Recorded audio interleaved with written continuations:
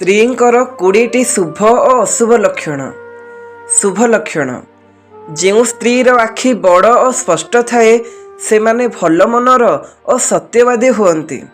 ଯେଉଁ ସ୍ତ୍ରୀର ମୁହଁରେ ସବୁବେଳେ ହସ ଥାଏ ସେମାନେ ଘରକୁ ଖୁସି ଆଣନ୍ତି।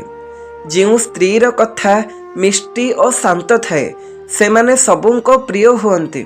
ଯେଉଁ ସ୍ତ୍ରୀ ସଫାସୁତୁରା ରୁହନ୍ତି ସେମାନେ ଶୁଭ ମନାଯାଆନ୍ତି। ଯେଉଁ ସ୍ତ୍ରୀ ଧୀରେ ଧୀରେ କଥା କହନ୍ତି ସେମାନେ ବୁଦ୍ଧିମାନ ଓ ସଂଯମୀ ହୁଅନ୍ତି। ଯେଉଁ ସ୍ତ୍ରୀର ଚାଲିବା ଶାନ୍ତ ଓ ସମ୍ମାନଜନକ ଥାଏ ସେମାନେ ଗମ୍ଭୀର ଓ ସଂସ୍କାରୀ ହୁଅନ୍ତି।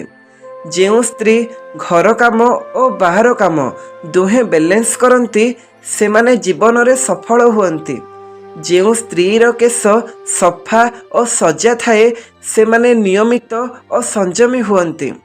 ଯେଉଁ ସ୍ତ୍ରୀ ଅନ୍ୟକୁ ସହଯୋଗ କରନ୍ତି ସେମାନେ ଭଲ ଭାଗ୍ୟ ଲାଭ କରନ୍ତି।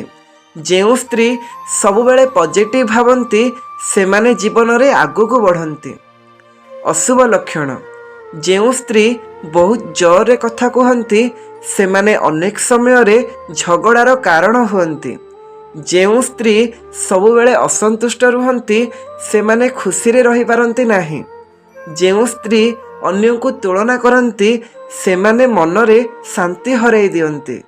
ଯେଉଁ ସ୍ତ୍ରୀ ଅଧିକ ଦେଖାଇବା ପସନ୍ଦ କରନ୍ତି ସେମାନେ ଧନ ଅପଚୟ କରନ୍ତି। ଯେଉଁ ସ୍ତ୍ରୀ ଅଧିକ ସନ୍ଦେହ କରନ୍ତି ସେମାନେ ସମ୍ପର୍କକୁ ଦୁର୍ବଳ କରନ୍ତି। ଯେଉଁ ସ୍ତ୍ରୀ ଅନ୍ୟକୁ ସମ୍ମାନ ଦିଅନ୍ତି ନାହିଁ ସେମାନେ ନିଜେ ମଧ୍ୟ ସମ୍ମାନ ହରାନ୍ତି। ଯେଉଁ ସ୍ତ୍ରୀ ଅଧିକ ଶୁଅନ୍ତି ଓ ଆଳସ୍ୟ ହୁଅନ୍ତି ସେମାନେ ଜୀବନରେ ପଛକୁ ପଡ଼ନ୍ତି। ଯେଉଁ ସ୍ତ୍ରୀ ସବୁବେଳେ ଅଭିଯୋଗ କରନ୍ତି ସେମାନେ ଖୁସି ରହିପାରନ୍ତି ନାହିଁ। ଯେଉଁ ସ୍ତ୍ରୀ ଗୁପ୍ତ କଥା ରଖିପାରନ୍ତି ନାହିଁ ସେମାନେ ସମସ୍ୟାରେ ପଡ଼ନ୍ତି। ଯେଉଁ ସ୍ତ୍ରୀ ଭୁଲ ସଙ୍ଗତିରେ ରୁହନ୍ତି ସେମାନେ ଜୀବନରେ ଭୁଲ ରାସ୍ତାକୁ ଯାଆନ୍ତି।